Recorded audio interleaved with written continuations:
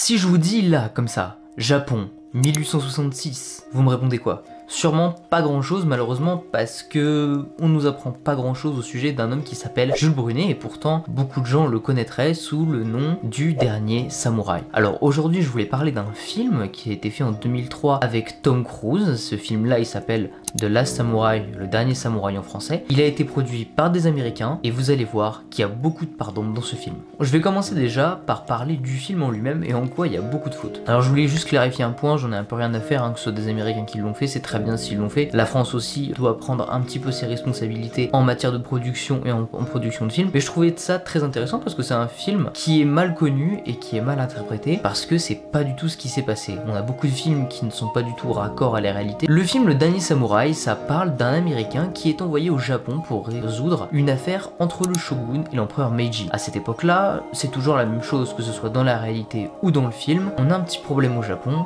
Il y a deux personnes qui sont à peu près les boss dans le Japon féodal. Alors avant le 19e siècle, il faut savoir que le Japon est un pays féodal, c'est-à-dire qu'il n'est pas industrialisé, il n'est pas modernisé, il y a tout simplement des seigneurs et avec un empire. Et au 19e siècle, eh ben les Japonais, ils sont pas du tout dans l'industrialisation comme les Anglais ou les Français, pas du tout. Eux, ils restent sur leur système féodal. Ce qui va se passer, c'est que les Américains vont arriver au Japon pour commencer à donner un petit peu cet esprit de commerce, cet esprit d'industrialisation. On arrive à faire des contacts avec l'Extrême-Orient. Les Français, les Anglais, les Américains sont les trois plus importants et vous allez voir que ça va jouer. Alors dans le film, le héros principal est un soldat américain. D'ailleurs c'est un peu un mec raté hein, si vous commencez à regarder au début le film, je vais pas tout vous spoiler mais le mec c'est un énorme alcoolo. Alors que dans la réalité, tenez-vous bien, le héros, le dernier samouraï est un français. Exactement, il s'appelle Jules Brunet. Jules Brunet, c'est un gars de la Légion étrangère. Alors si vous n'êtes pas familier du tout avec l'armée française, laissez-moi vous expliquer très vite. La Légion étrangère, c'est un corps d'armée créé par le roi Louis-Philippe qui a créé cette légion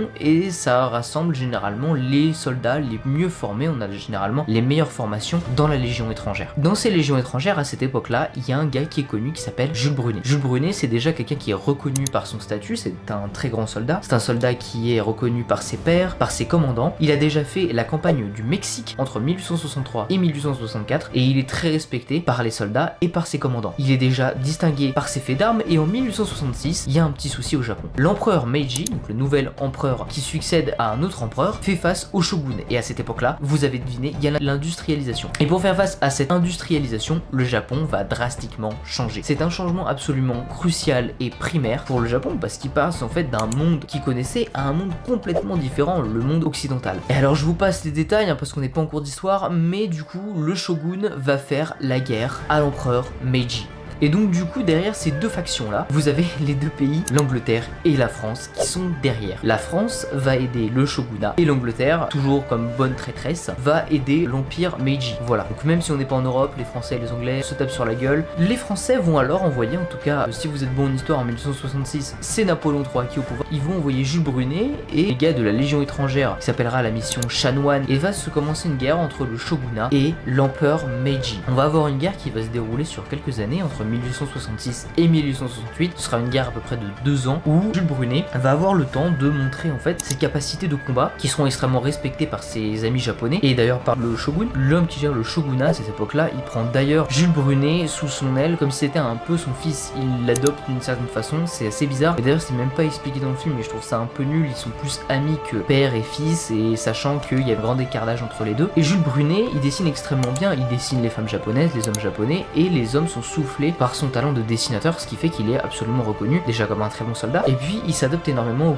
coutumes, il aime beaucoup la langue, il aime beaucoup les gens, donc ce qui fait qu'il est très apprécié au Japon. Malheureusement, le shogunat va perdre en 1868 face à l'empereur Meiji, ce qui fait que Napoléon III sera obligé de féliciter l'empereur Meiji parce qu'il a pas envie que la France et le Japon aient des relations compliquées en fait entre tous les deux. Du coup, vous l'aurez compris, la mission Chanoine avec Jules Brunet va être rappelée, le shogun abdique et Jules Brunet va être sommé de rentrer en France. Sauf que vous avez compris, Jules Brunet il en a pas trop envie. Il adore le Japon, il adore les gens, il a qu'une envie, c'est de rester ici et de défendre le shogun jusqu'au bout. Alors il y a beau avoir des traités de paix entre l'empereur Meiji qui a dit qu'il a gagné et le shogun, mais je vous avoue que notre ami Jules Brunet, ça le tâte pas trop. Jules Brunet il nous dit carrément, je cite: je refuse de revenir afin de faire continuer à servir la cause française en ce pays. Alors en 1868, il va s'allier avec le reste du shogun et s'exiler dans la partie nord du Japon, vers l'île d'Hokkaido. D'ailleurs il crée une petite république qui s'appelle la République avec des eaux, mais ça va pas durer très longtemps, hein. Vous le sentez venir. Il fortifie carrément des villes et Jules Brunet sera d'ailleurs nommé conseiller militaire et gérera l'armée du shogun pour vous dire l'importance qu'un Français à cette époque-là a au Japon. C'est quand même assez incroyable, hein, sachant que c'est un occidental, c'est pas du tout un japonais. Il a une force et une importance absolument capitale. Donc du coup c'est carrément une mission suicide, mais Jules Brunet, vous avez compris, il s'en fout et je trouve ça extrêmement noble et ça ressemble d'ailleurs un peu à ce qui est dans le film. Et Jules Brunet va se battre jusqu'au bout, mais ça ne suffira pas parce que